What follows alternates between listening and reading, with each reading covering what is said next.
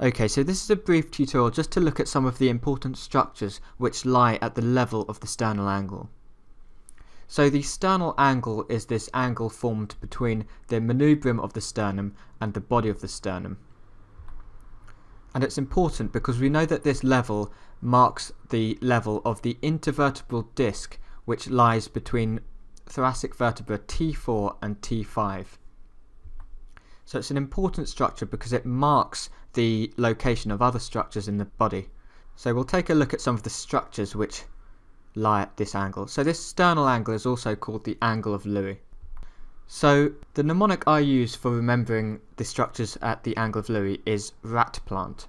So the first structure is the second rib, so the R of rat plant. So you've got, it's really the costal cartilage, but just helps with the mnemonic. So you've got the second costal cartilage of the second rib articulating with the manubrium and the body of the sternum.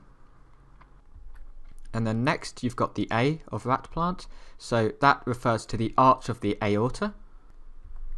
So I've just isolated those structures here, and you can see the beginning and the end of the arch of the aorta lie roughly at this level.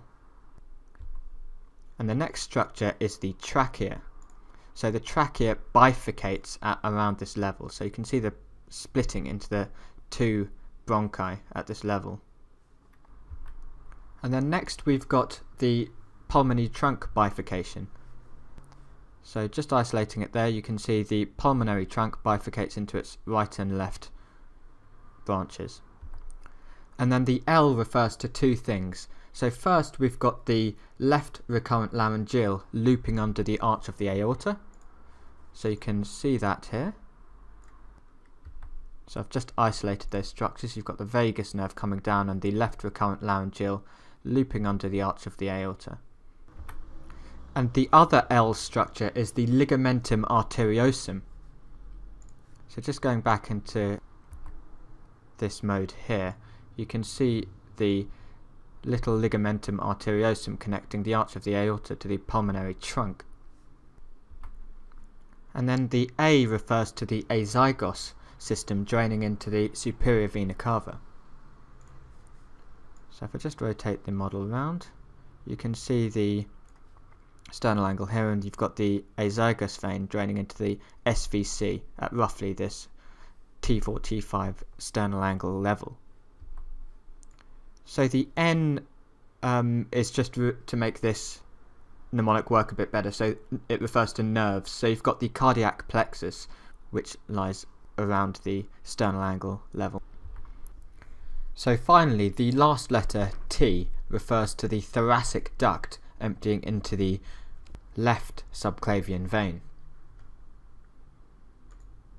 So I've just switched into this transparent mode, and we can see the thoracic duct here in green, and it drains into the left subclavian vein. So you've got the subclavian vein coming off the axillary vein, and it drains into the brachiocephalic vein, the left brachiocephalic vein. So where the subclavian vein meets the internal jugular vein, you get the brachiocephalic vein. And just before this junction, you've got the emptying of the thoracic duct into the left subclavian. So this occurs a bit higher than the angle of Louis, but it's useful to remember this landmark. So that's rat plant to help you remember the structures that lie at the level of the sternal angle. So I hope that's been helpful.